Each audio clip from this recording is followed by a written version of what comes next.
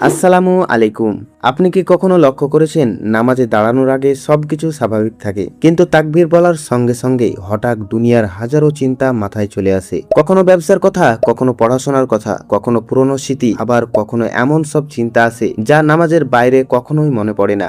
এমনকি অনেক সময় আমরা ভুলেই যাই কয় রাকাত নামাজ পড়েছি, সূরা পড়তে গিয়ে ভুল হয়ে যায়, মনোযোগ হারিয়ে ফেলি। কিন্তু কেন এমন হয়? এর পিছনে কি শুধু আমাদের অমনোযোগী মন দায়ী, নাকি এর পেছনে শয়তানেরও কোনো ভূমিকা আছে? প্রিয় দর্শক মণ্ডলী, আজকের ভিডিওতে আমরা কোরআন ও সহিহ হাদিসের আলোকে জানবো নামাজের ওয়াসওয়াসা আছে কেন, খিনজাব নামের শয়তান কে, এবং রাসূল সাল্লাল্লাহু আলাইহি ওয়াসাল্লাম কি আমল শিখিয়েছেন যাতে আমরা নামাজের আরো মনোযোগী হতে পারি। তাই ভিডিওটি শেষ পর্যন্ত দেখুন। আজকে আলোচনা করব নামাজে বাজে চিন্তা আছে কেন। ইনশাআল্লাহ আজকের ভিডিওটি আপনার নামাজকে আরো সুন্দর করতে সাহায্য করবে। প্রিয় দর্শক মণ্ডলী, নামাজ ইসলামের দ্বিতীয় স্তম্ভ। এটি শুধু একটি ইবাদত নয়, এটি আল্লাহর সঙ্গে বান্দার সবচেয়ে ঘনিষ্ঠ সম্পর্কের মাধ্যম। রাসূল সাল্লাল্লাহু আলাইহি ওয়াসাল্লাম নামাজকে তার চোখের শীতলতা বলে উল্লেখ করেছেন। আর মিরাজের সেই রাতে আল্লাহ তাআলা তার প্রিয় নবী সাল্লাল্লাহু আলাইহি ওয়াসাল্লামকে যে বিশেষ উপহার দিয়েছিলেন সেটি হলো নামাজ। প্রথমে আল্লাহ তাআলা 50 ওয়াক্ত নামাজ ফরজ করেছিলেন। পরে হযরত মুসা আলাইহিস সালামের পরামর্শে রাসূল সাল্লাল্লাহু আলাইহি ওয়াসাল্লাম বারবার আল্লাহর দরবারে ফিরে যান। অবশেষে আল্লাহ তাআলা তা কমিয়ে 5 ওয়াক্ত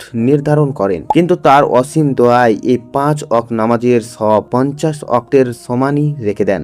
একবার ভেবে দেখুন, আল্লাহ তাআলা যখন এত বড় প্রতিদান আমাদের জন্য রেখেছেন, তখন শয়তান কি চুপ করে বসে থাকবে? কখনোই না। বরং সে সর্বোচ্চ চেষ্টা করে যেন একজন মুমিন নামাজের মনোযোগ হারিয়ে ফেলে, ভুল করে, অথবা নামাজের সৌন্দর্য থেকে বঞ্চিত হয়। তাহলে প্রশ্ন হলো, সে কিভাবে এটা করে? তো চলুন আমরা জেনে নিই যে এটা কিভাবে করে। নামাজে ওয়াসওয়াসা কেন আসে? প্রিয় দর্শক মণ্ডলী, শয়তান ভালো করেই জানে একজন মুসলিম কখন নামাজে দাঁড়ায়, কখন সে তার রবের সঙ্গে কথা বলছে। তাই সে সর্বোচ্চ চেষ্টা করে যেন বান্দার মনোযোগ নষ্ট হয় এবং সে নামাজে আসল স্বাদ থেকে বঞ্চিত হয়। এই কারণে অনেক সময় দেখা যায় যে নামাজের বাইরে যে সব বিষয় আমাদের মনে আসে না, নামাজ শুরু করতে সেগুলো একের পর এক মনে পড়তে থাকে। হঠাৎ কোনো পুরনো ঘটনা, কোনো অসমাপ্ত কাজ, ব্যবসা, পড়াশোনা, পরিবার কিংবা দুনিয়ার নাম চিন্তা মাথায় ঘুরতে থাকে। এমনকি কেউ কেউ রাকাত ভুলে যান, সূরা পড়তে গিয়ে থেমে যান বা মনে করতে পারেন না কত দূর পড়েছেন। রাসূল সাল্লাল্লাহু আলাইহি ওয়াসাল্লামের একজন সাহাবী উসমান ইবনে আবুল আস রাদিয়াল্লাহু তাআলা আনহু একদিন অভিযোগ করে বললেন, হে আল্লাহর রাসূল, শয়তান আমার নামাজ ও কিরাতের মধ্যে বাধা সৃষ্টি করে এবং আমাকে বিভ্রান্ত করে। তখন রাসূল সাল্লাল্লাহু আলাইহি ওয়াসাল্লাম বললেন, যাকা শাইতানু ইউকালু লাহু খিনজাব, অর্থ ওটি খিনজাব নামের একটি শয়তান। অর্থাৎ নামাজে ওয়াসওয়াসা সৃষ্টি করার জন্য বিশেষভাবে নিয়োজিত একটি শয়তানের নাম খিনজাব। তবে একটি বিষয় মনে রাখা জরুরি, যদি নামাজে কখনো দুনিয়ার চিন্তা আসে তাহলে হতাশ হওয়ার প্রয়োজন নেই, কারণ এটি অনেক মানুষের সঙ্গে ঘটে। গুরুত্বপূর্ণ বিষয় হলো আমরা সেই চিন্তায় ডুবে না গিয়ে যত দ্রুত সম্ভব মনকে আবার নামাজের দিকে ফিরিয়ে আনি। কিন্তু প্রশ্ন হলো, যদি নামাজের মাঝেই খিনজাব শয়তান ওয়াসওয়াসা সৃষ্টি করে, তাহলে রাসূল সাল্লাল্লাহু আলাইহি ওয়াসাল্লাম আমাদেরকে কি আমল শিখিয়েছেন? তো চলুন রাসূল সাল্লাল্লাহু আলাইহি ওয়াসাল্লাম আমাদেরকে কি শিখিয়েছেন তা জেনে নেওয়া যাক। খিনজাব শয়তানকে বাঁচার উপায়। প্রিয় দর্শক মণ্ডলী, এখন প্রশ্ন হলো, যদি নামাজের মধ্যে বারবার ওয়াসওয়াসা আসে তাহলে একজন মুমিন কি করবে? এই প্রশ্নের উত্তর স্বয়ং রাসূল সাল্লাল্লাহু আলাইহি ওয়াসাল্লাম আমাদেরকে শিখিয়েছেন। হযরত উসমান ইবনে আবুল আস রাদিয়াল্লাহু তাআলা আনহু বর্ণনা করেন, একদিন আমি রাসূল সাল্লাল্লাহু আলাইহি ওয়াসাল্লাম কাছে এসে বললাম, হে আল্লাহর রাসূল, শয়তান আমার নামাজ ও কিরাতের মধ্যে বাধা সৃষ্টি করে এবং আমাকে বিভ্রান্ত করে। তখন রাসূল সাল্লাল্লাহু আলাইহি ওয়াসাল্লাম বললেন, যাকা শাইতানু ইউকালু লাহু খিনজাব, فإذا أهششته فتعوذ بالله منه وادفل عن يسارك ثلاثا।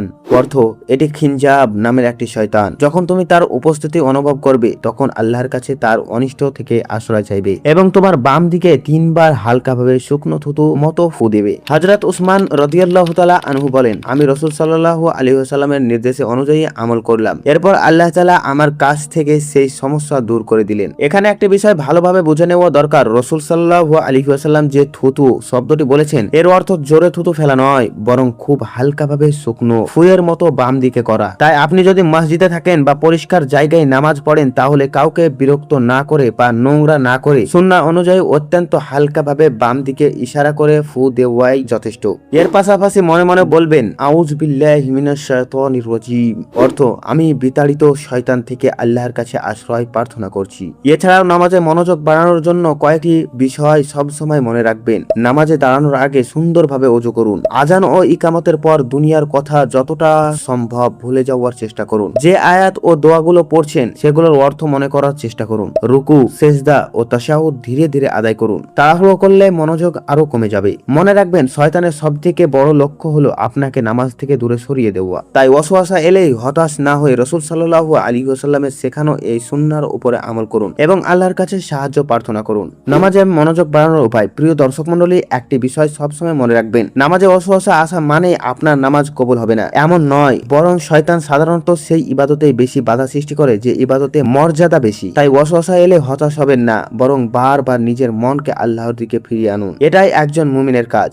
নামাজে খুশু ও মনোযোগ বাড়ানোর জন্য কয়েকটি আমল নিয়মিত করার চেষ্টা করুন। প্রথমত, সুন্দরভাবে ও সুন্নাহ অনুযায়ী ওযু করুন। দ্বিতীয়, নামাজ শুরু করার আগে দুনিয়ার বাস্তবতা থেকে মনকে কিছুটা সরিয়ে নিন এবং মনে করুন আপনি এখন আল্লাহ তাআলার সামনে দাঁড়াতে যাচ্ছেন। তৃতীয়, নামাজে যে সূরা, তাসবিহ ও দোয়াগুলো পড়ছেন সেগুলো অর্থ জানার চেষ্টা করুন। অর্থ বুঝে পড়লে মনোযোগ অনেক বেড়ে যায়।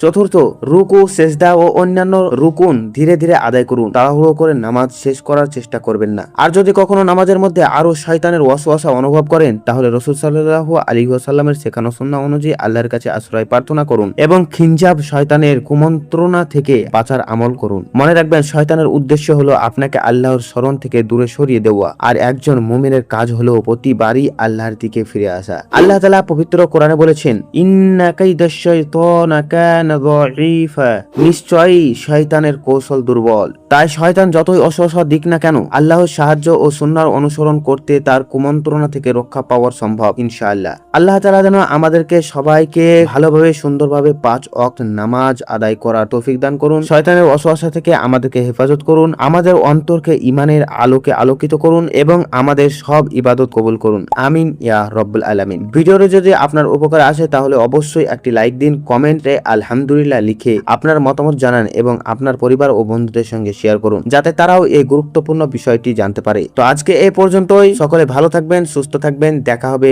এক নতুন ভিডিওতে। আল্লাহ হাফিজ।